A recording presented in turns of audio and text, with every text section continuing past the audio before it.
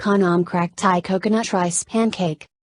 Ingredients: the shell, 50 grams cooked jasmine rice, 50 grams rice flour, 1 cup water, 1/4 cup coconut milk, see note about good coconut milk above, 1/4 cup shredded dried coconut, if you can get fresh, use fresh, 30 grams palm sugar, chopped, 1/4 of a teaspoon salt.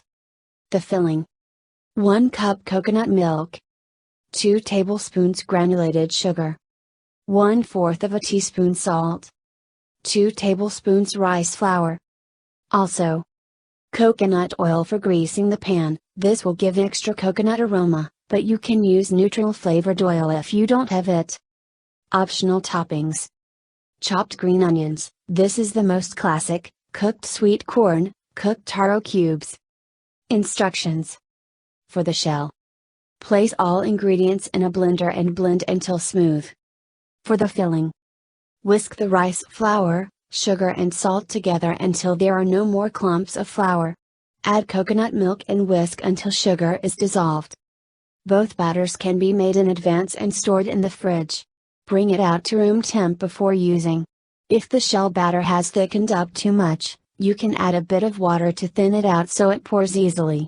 The batter should have a runny consistency as shown in the video. Prepare toppings and a cooling rack.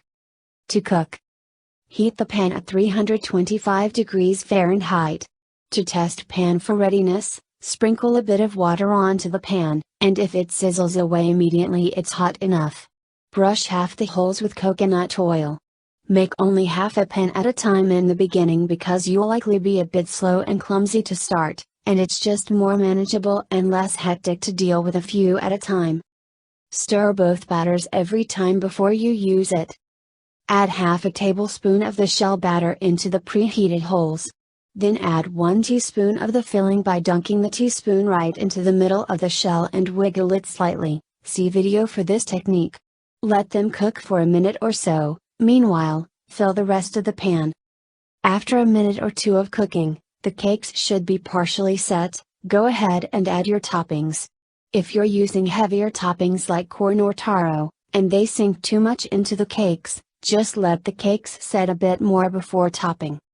Continue to let them cook until the bottom is crispy and golden brown, and the top is no longer runny. About 5 minutes. Give them at least 5 minutes to cook. Do not rush them. That is how you get crispy bottoms.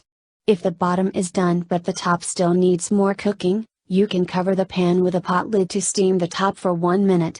To test doneness, tilt the pan slightly, and if the top doesn't run, then it's done. Tips: feel free to adjust the temperature of the pan as needed during the cooking process.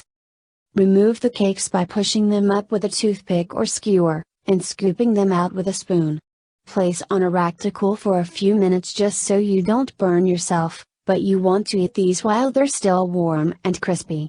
These do not keep well as they go mushy and soggy real fast.